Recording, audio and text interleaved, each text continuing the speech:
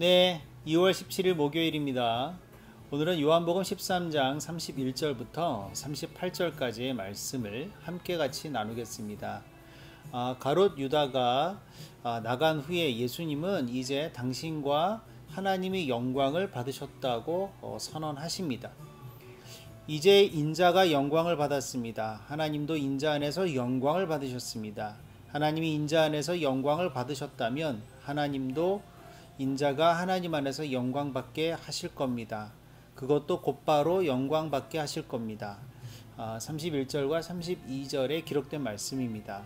그 영광은 철저하게 하나님의 뜻을 따르게 됨으로 받게 되는 그런 영광입니다.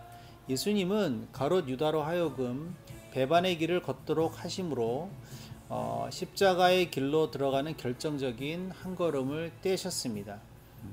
매우 역설적인 상황이죠. 이는 예수님께서 하나님의 뜻을 전적으로 순종하고 계심을 의미하는 것이기도 할 뿐만 아니라 예수님은 이런 것이야말로 진정한 영광임을 제자들 앞에서 선포하고 계시는 겁니다.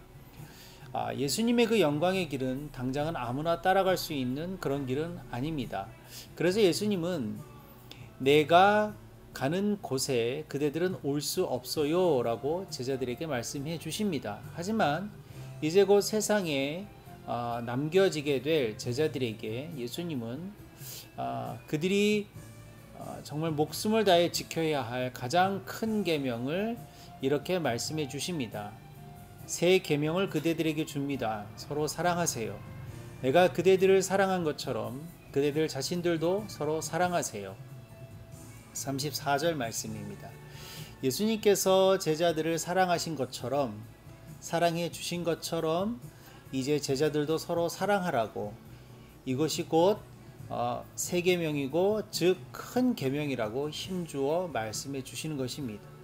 그리고 서로 사랑할 때에야 비로소 예수님의 제자로 인정받게 될 것이라고 덧붙여 말씀해 주십니다.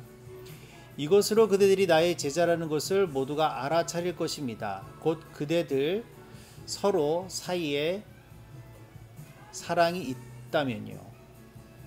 이 35절에 계속해서 예수님이 하신 말씀입니다.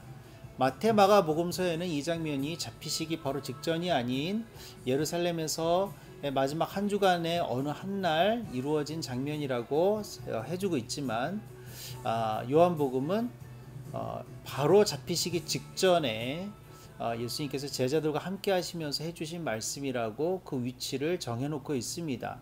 심지어 누가복음은 예수님께서 선한 사마리아인 비유와 함께 말씀하신 것으로 기록하고 있습니다. 그런데 유독 요한은 왜 이렇게 잡히시는 날 그 제자들과 마지막 시간을 보내실 때 말씀하셨던 것으로 그렇게 우리에게 이야기해주고 있을까요? 이렇게 함으로써 요한은 예수님께서 하신 말씀 중 서로 사랑하라는 이 말씀이 가장 크고도 가장 핵심적인 말씀이라는 것을 강조하고 싶었던 것입니다.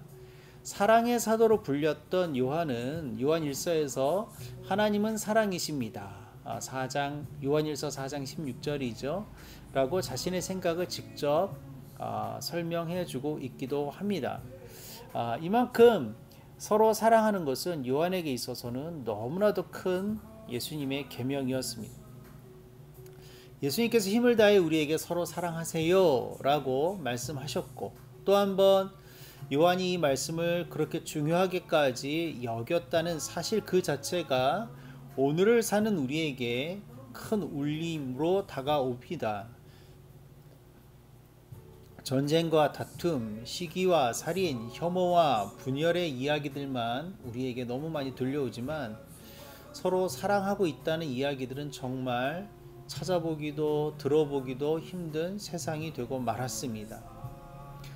그러나 적어도 오늘의 말씀을 비춰보면 예수님의 제자들인 우리는 누군가에게 사랑받고 위로받기를 기다리는 것이 아니라 먼저 사랑하고 섬겨야 하는 사람들이 되어야 하는 것 아니겠습니까?